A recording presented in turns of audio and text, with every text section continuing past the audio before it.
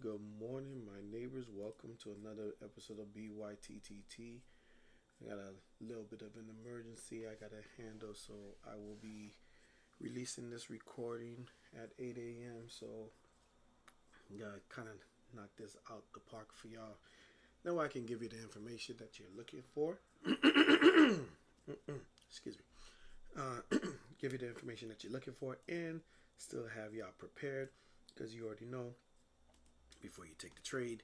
You gotta know where you're going, so that way you can go ahead and knock it out the park. All right, got everything set up.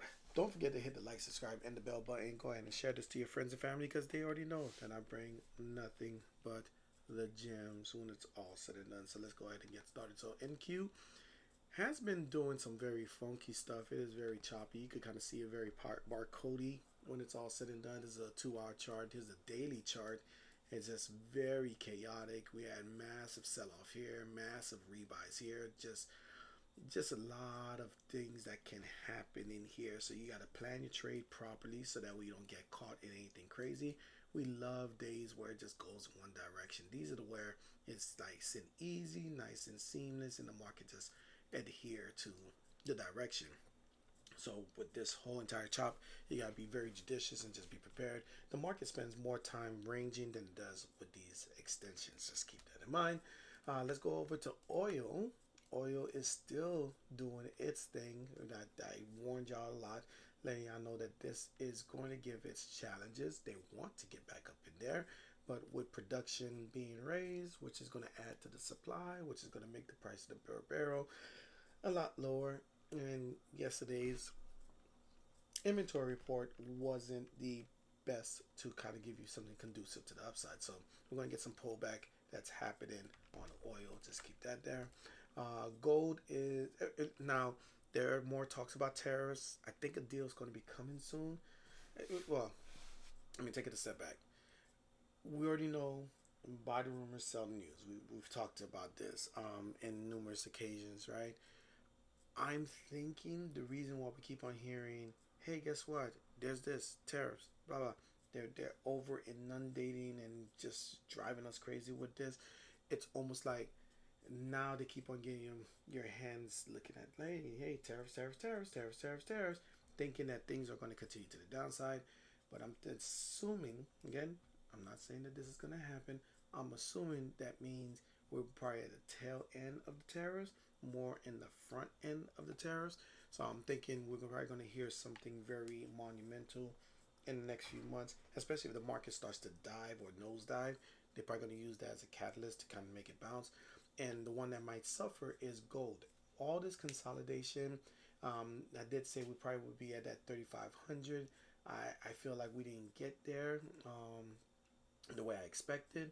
And there's more space on the downside than the upside. So just be very conscious on your levels. And when it comes down to gold, same thing with silver, because that was a massive move up, assuming that we're just pouring into commodities, just to have a massive move down to the downside, which kind of makes me think that people are readjusting their portfolio, and this is just a bearish divergence. So we'll see how that goes. British pound, again, the more it drops, the more it makes the dollar rise, which is going to make things very interesting. Do we retether ourselves where we have an adverse relationship with the dollar, or is this going to be one of those, since we strengthen the dollar, the tariffs are in place, we got the right deal that we're looking for, so the more the dollar grows, it comes to the industry standard, the global standard for the currency, and now even though it's going up, our stocks go up because it's a U.S. company in the U.S. dollars. I think that can happen as we get deeper into it. Again, I'm not an economist, I'm not a financial advisor. I'm just a guy that looks at the charts and just try to correlate it to the best of my ability. So go ahead and seek advice to your advisor if you have more questions. All right, let's go ahead and keep this going. We got Bitcoin, and you already know now that the bills are starting to pass and everybody's talking about how Bitcoin is going to be the greatest and everything else, even though a lot of people already knew how great Bitcoin was going to be. Again, I still have my small position. I do regret not continuing to buy on my dollar cost average. I got rid of that. Had to have been 23. I know it's around the time when the major drop. Yeah, I think it was around the major drop. So it probably was 23. I did not get back into that cycle in 24 or 25. So I may consider starting in that up again, but just with a little bit of a variation. Because again, look out for investor relations. I'm going to start this thing called investor relations. It's going to be more like an afternoon show. In itself, it's going to be no more than 5 to 10 minutes just to tell you what I think are the best places to start buying. All right, so just look out for that. Next one, it is Russell, and the Russell is starting to show signs of a little bit of weakness. Especially, we did try to push back up, but I like it more than I do like NQ because this is like a drifty up, like a rising wedge. But overall, I do think that it could benefit a pullback again, kind of like how we did here, and then rise up. So I think this is part of it, but a deeper one on the MACD would have probably been a little bit more sound. Look at the golden cross right here. I'm giving confidence to the upside with the golden cross. And here's the dollar. The dollar's trying to get to its 50-day moving average, and it's trying its best to continue to that upside. I am questioning that it can, but we'll see what happens there. I think this is going to be the catalyst that drops us even further. We're probably going to do a lower low, then put another bullish divergence. But the bullish divergence that we already put in place here has let the stochastic start to be in that overheated section of its range. And that could be the 50 EMA starting to put some pressure on it. So we'll see how that goes. If we get a curl over, I think it might be shallow for the time being. But as soon as tariff talks happen, boom, boom, boom. All right. So as you know, at the end of the day, if you've ever been on my show, I do try to keep y'all as informed as possible. So we're going to go ahead and get in with the news because there's a couple things that is going to be coming out on Thursday. Thursday is going to be one of those fun days. So let's see. We got actually one of the busiest fun days, I should say, right? So we got retail sales. That's going to be a play in that. Also, we got initial jobless claims, retail sales. So this is control group, and this is X dividend, X autos. These are the things that's going to go ahead and let us know how the economy is moving. And if it's moving a certain way, then the Fed might lower interest rates. And I think the moment that those interest rates start to get cut, oh my God, you think our rally over in here that created this gap up was a lot. I think this thing is going to do something very massive. Maybe if I go to a monthly chart, I probably could. Yeah, I'm thinking something massive. Maybe if we put a fib, let's do that. Let's put a fib. Assuming that this is this, and we'll use my profit taking one. You got 25, 26, almost 27,000, and then 30,000. I don't think we get to the 30,000, but again, it's all predicated on how well these tariffs actually operate. So this is going to be very fun in the next 6 months to a year, and I think a lot of that is going to be determined on these reports. So we already went through CPI, we already went through PPI. We're now into the jobs with the retail sales. Michigan sentiment, I think, was last week Friday. No, it's this week Friday. So we got Michigan sentiment. So putting all those things together is going to dictate how the Fed does its interest rate cuts. I think with companies having strong earnings in this climate is going to be another catalyst as well. And then putting all that together, I think we're going to get a strong end of the year. As much as those think that, hey, we came from a strong 2024, there's no way 2025 is going to continue. I'm just saying interest rate cuts could be the catalyst to make us continue to that upside. Again, do your research, draw your charts, and see if you see the same thing that I see. All right, let's go ahead and keep this going. So a couple of things has happened in the news. Let's go ahead and get started with this one. Central banks are increasing buying gold from local mines as price surge. Again, I would say physical gold is always going to be relatively better. I think this is more of a, how can I say it, a little too, a bit of too little too late type of thing. And what they should have done is already started that. Or is this what I've been saying for the longest? By them saying this news, letting us know that this is happening or that's what they're thinking, could this be the case that, hey, at the end of the day, they want us to look over here knowing that they're going to be selling it at these higher prices? You already seen how the gold chart kind of look. It's not like it's doing something that's just extravagant that you can't wait for it to make new highs. If we go to like maybe a weekly, looks like we're getting strong consolidation. If we go to the monthly, looks like we're putting a whole bunch of dojis. So there is some selling that's happening inside of here. Now, could this benefit one red month and then they'll buy the dip and then continue up? Very possible. But again, the banks are in the business of making money, and that's the same way we should be thinking. Nothing here is conducive of saying, hey, I can't wait for me to go ahead and buy more. For the year, yes, maybe, right? So a nice little healthy pullback could be sound, allowing for the weekly to go ahead and reset, which we already started this part, but the MACD has not followed.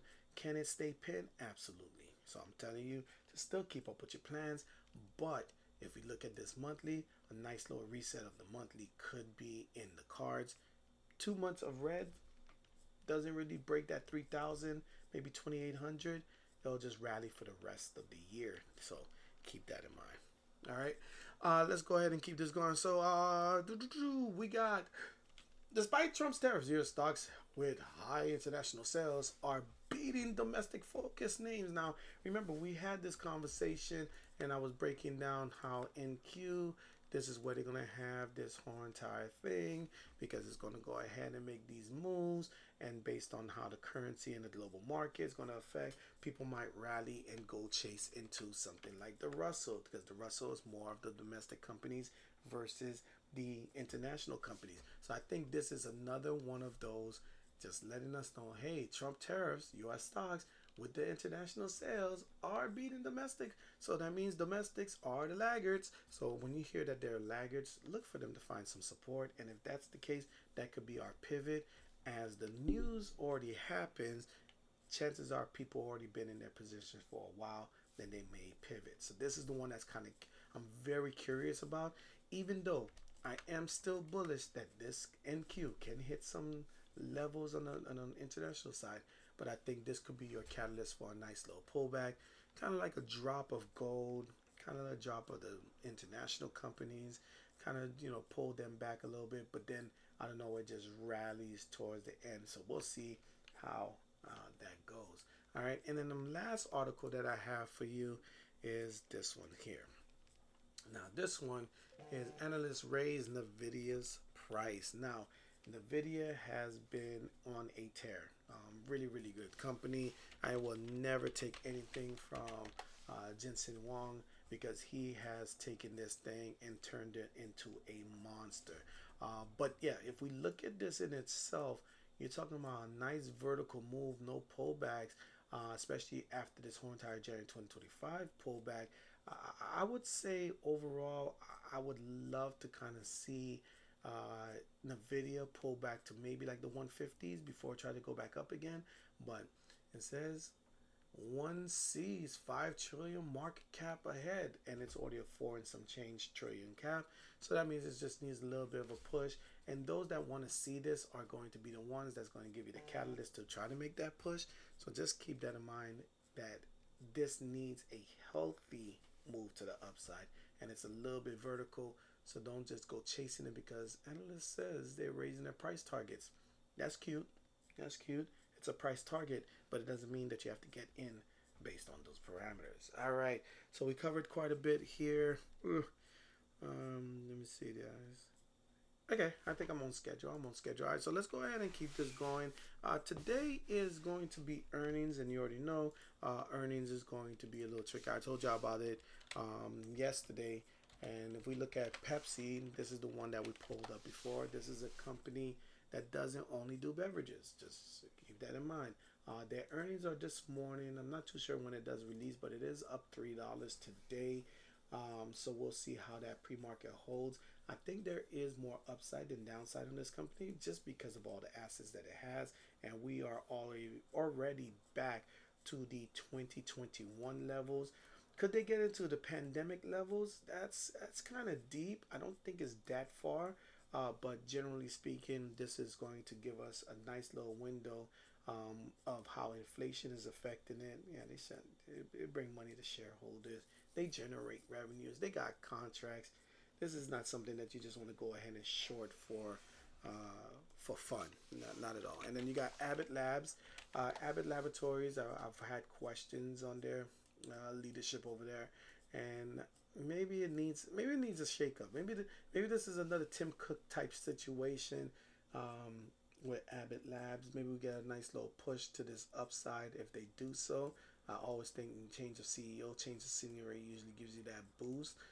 But you could kind of see we're still going to go ahead and generate more money for shareholders, and it does look like we could get a nice little curl up to the upside, and this is what I am looking for. So let's see what happens there.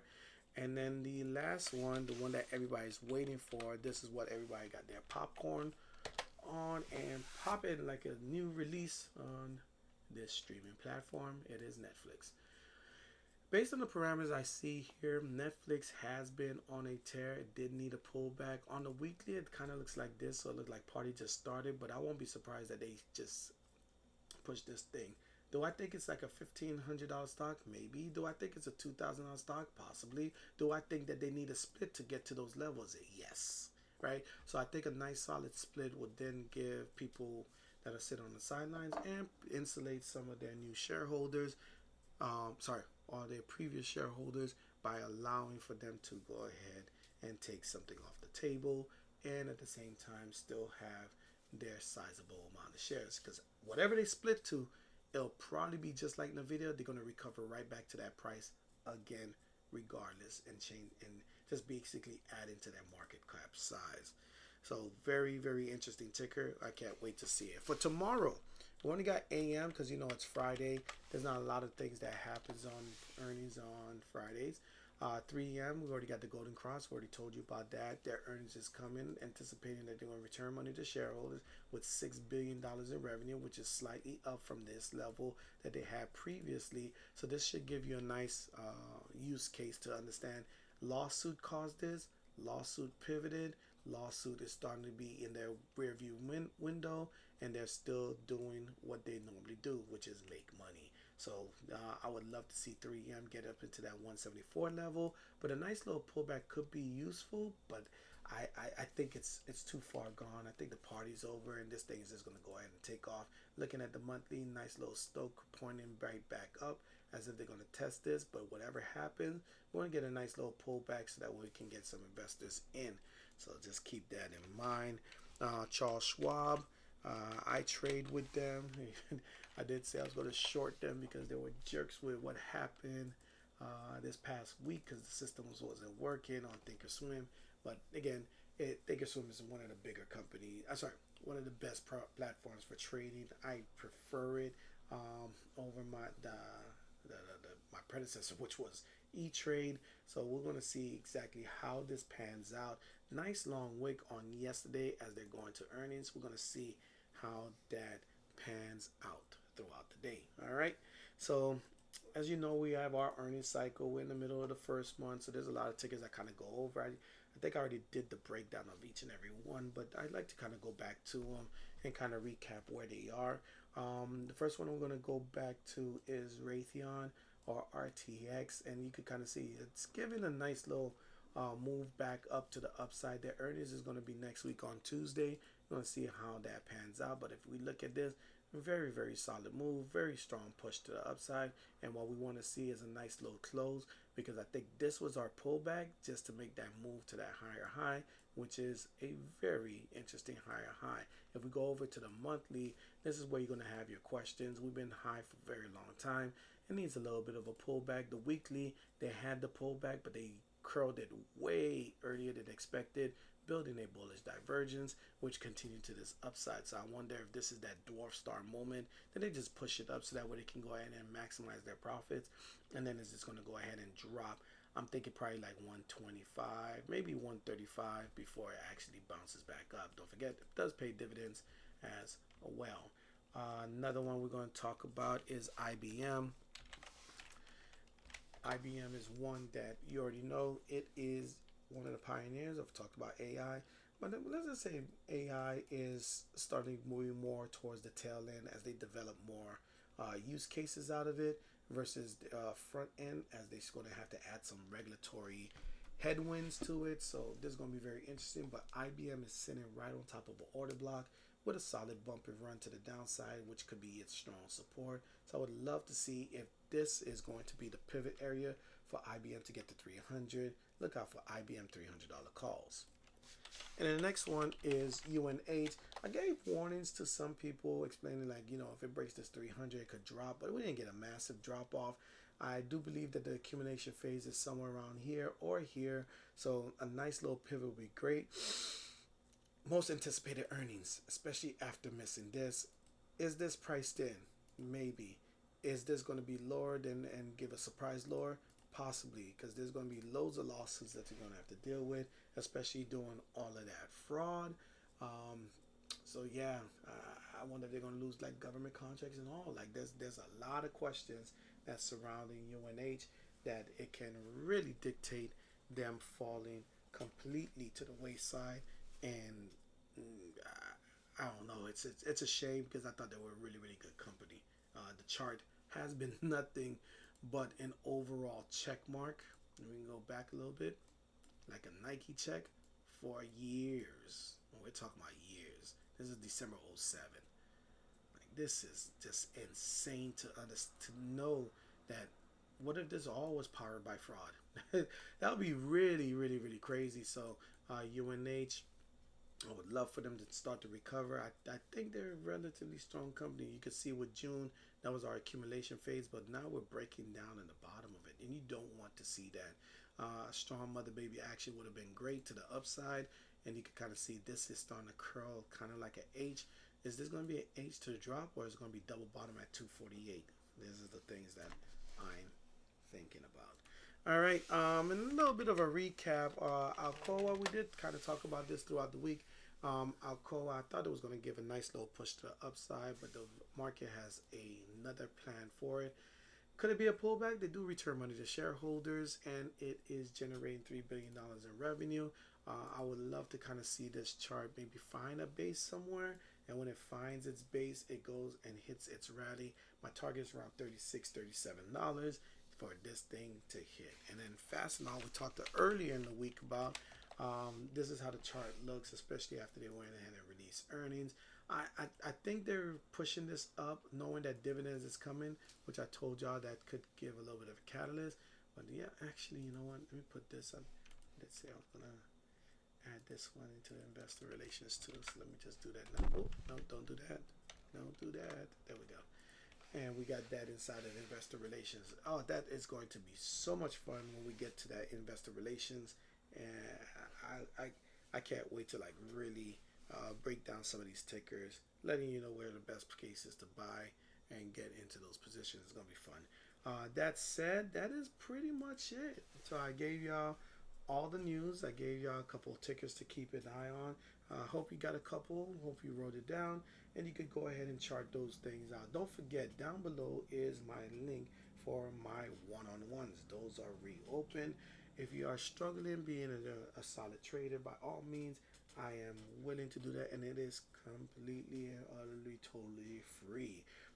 Also down below is my charting product. If you have trouble charting and you know how to do relative trades for the most part, but just the charts kind of confuse you, or you have a trade that you're questioning and you don't know what the success could be, and you want a unbiased third party, by all means, yes, go ahead and make that purchase. It's going to be totally beneficial to you. Also, if it's something that you feel like you didn't get the benefit or whatever the case may be, no problem. It comes with a full money back guarantee. So yes, I am JD the Great one your main host for all things before you take the trade, BYTTT. And I'm going to go ahead and bid you a fond farewell, and I'll see y'all tomorrow. Have a great day. Bye bye.